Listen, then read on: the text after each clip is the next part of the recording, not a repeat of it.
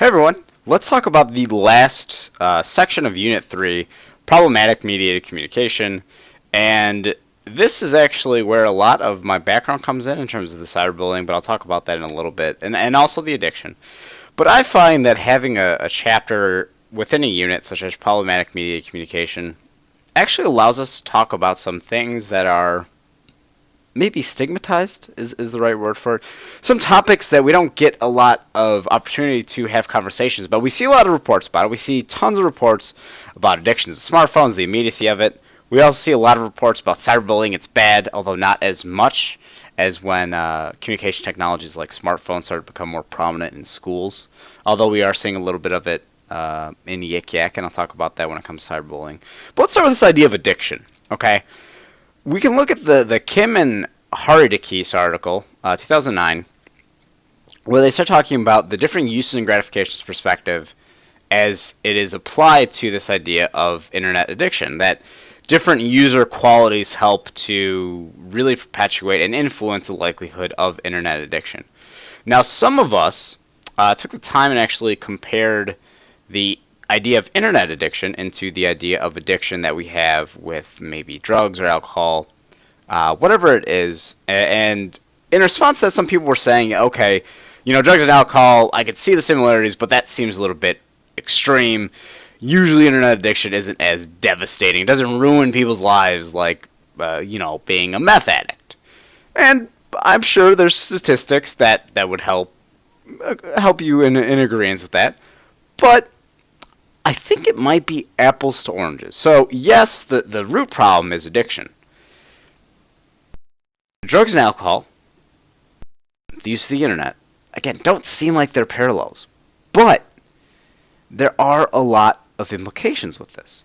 We've seen a lot of people literally not eat or drink or use the bathroom and die while playing video games like the World of Warcraft. And this is, keep in mind, this is from someone who played the World of Warcraft for 6 years, okay? Literally 40 plus hours a week on the game. That is a lot of time. I was absolutely addicted. Now, did I have health complications? Well, I didn't exercise enough and I kind of ate crappily. But, did my liver give out or anything like that? No. No, that didn't happen. But what a lot of the arguments are, not necessarily in this classroom, but just in general, is that people who are addicted to the internet actually have control over it. They can end it at any time. They can just close out of their smartphone, put it down. They can log off their game or their website, whatever it is. But is it that simple? When something has become habitual, we're used to waking up every morning, eating cereal, and watching a show on Netflix. Maybe that's what you do. It's one of my college roommates. That was his go-to every morning. Okay.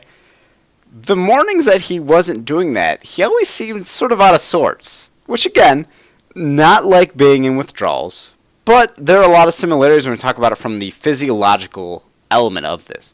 When you are deprived of something that you're usually basically accommodated with, there are some negative repercussions. But we talk about the pro-social benefits of video games. We have a lot of work out of Ohio State University that talks about video game aggression, right? How a lot of people who play violent video games might develop aggressive tendencies, and most of that's a wash.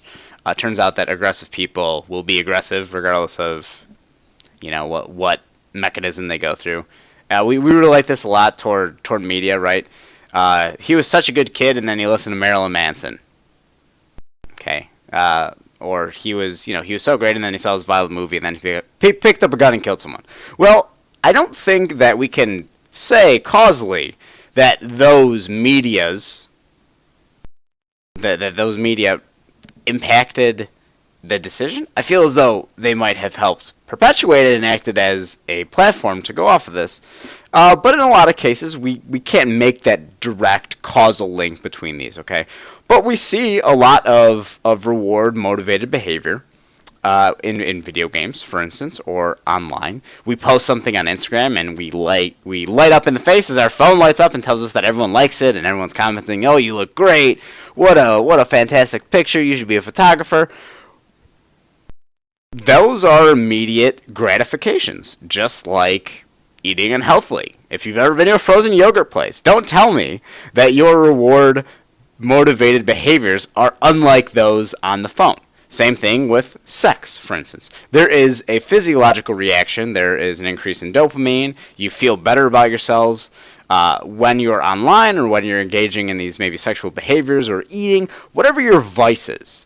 Your mind starts to release these hormones to make you feel better about those decisions. And when you deprive yourself of that, okay, you don't get that increase in dopamine. In fact, there are a lot of negative repercussions to it. The addiction starts to kick in heavily. It makes our lives living hell without whatever that tool is. Okay, so that's sort of my comments in regard to addiction. On the other end of this, on the other tangentially related problematic mediated communication scale, we talk about cyberbullying. And we have the Jones article that talks about online harassments are low that seems to come from offline harassments. And my comment with all of this is I was part of an anti-bullying group a couple of years ago from 2010 to 2013. And it was in Bloomington Normal, Illinois, a very small town, about 80,000 people. And I went with a group of people. I was part of this anti-bullying organization, and we would go to schools, usually K through 12, more commonly probably like 5th through 8th grade, because that's when a lot of students were experiencing a lot of bullying. They were going through puberty. They were getting their first smartphone. There were a lot of things being thrown at them at once, okay? So it was usually our target group. I went in there, and I remember this very distinctly. I went in there one day to talk about the idea of cyberbullying, just like we are here today, but as adults. And I asked the class, I said, okay, how many of us, raise your hand, have ever been bullied online or received texts or emails? Emails probably wasn't the best example. Or on Facebook.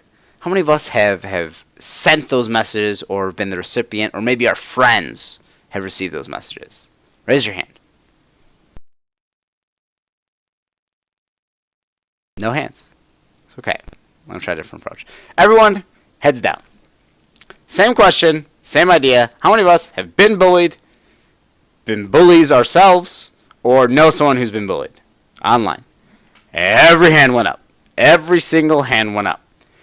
Tying into this idea of privacy and anonymity, we don't like to admit that we've been bullies or we've been the recipient of bullying, right? That inherently means that we are vulnerable, we are weak, and we don't want that. Especially in that context when you're, 10 to 14 years old, actually at any point in life, but especially then, very impression-managed interactions. We know that there is a lot of risks that are associated with that. If I raise my hand and say, hey, I've been bullied, people might look at me and go, well, yeah, you're a dweeb. I'm going to bully you too. Everyone else is doing it? The cool kids are bullying you? Awesome. I'm on my way. But we saw everyone raise their hands. The cool kids, the trouble kids in the back that the teacher was sitting next to, everyone raised their hand. And it was a very vicious cycle as we started to talk about this, because a lot of students were very reluctant to share their own experiences, which I absolutely understand. So we had to sort of maneuver a way around those topics. And one of the things that we talked about then, although we didn't use this terminology, is this idea of the distinction between direct and indirect forms of harassment, right? So the indirect harassment, maybe not specifically about the victim itself, usually is a primary driver in the increase of harassment in general. So what happens is that we have general gossip about a person, like, oh, Steve's fat. I don't know who Steve is, but Steve in this example is fat. Regardless of if he is or not, that's what these kids are saying. Steve is fat. Okay. Now, the alternative is for me to make a fake profile online and message Steve and say, hey, Steve, you're fat, you're ugly, you should kill yourself. Which, unfortunately, we see a ton of with youth. Okay. And again, this isn't me on a soapbox. This is just general conversation. We unfortunately see a lot of cyberbullying. We see it happen all the time. Okay. My comment instead is that we look at the amount of time, or we should be looking at the amount of time that individuals are spending online in relation to this idea of addiction. Okay. Because the same people who are likely to become addicted to CMC, or the use of technologies, are likely those who are experiencing cyberbullying. If I'm frequently online and I never disconnect from it, the likelihood increases that I will be the recipient of it. And again, we see all sorts of online communities, as we've talked about, virtual communities, that provide a ton of great benefits. I am the only person in my state who has this rare genetic disorder, a health condition, this particular cancer. There is no one around I can talk to. I log online, I can send someone an email who's in Alaska, for instance, and we could connect over something that otherwise, without CMC, we couldn't talk about. Now, unfortunately, that happens with the negative end of it too, right? I feel very self-conscious about myself. I want to find out how to feel better about myself. I go onto an online chat room. Maybe we go onto a forum like Reddit and say, "Hey, look, I'm really struggling with my weight." I join the subreddit Lose It, or Lose It. Okay, and it's motivation that people provide, and there are moderators to help people who are struggling with weight lose weight. Cool.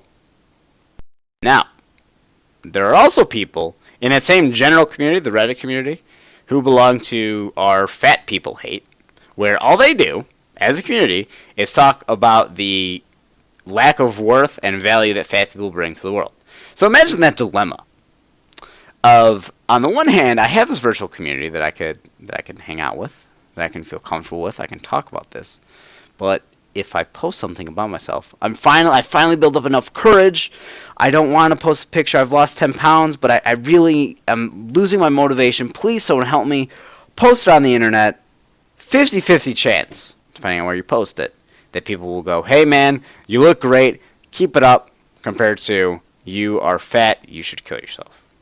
Not fun topics as a class to talk about, but incredibly important things to consider, to discuss as we're moving forward, not even just in this class, but moving forward past it.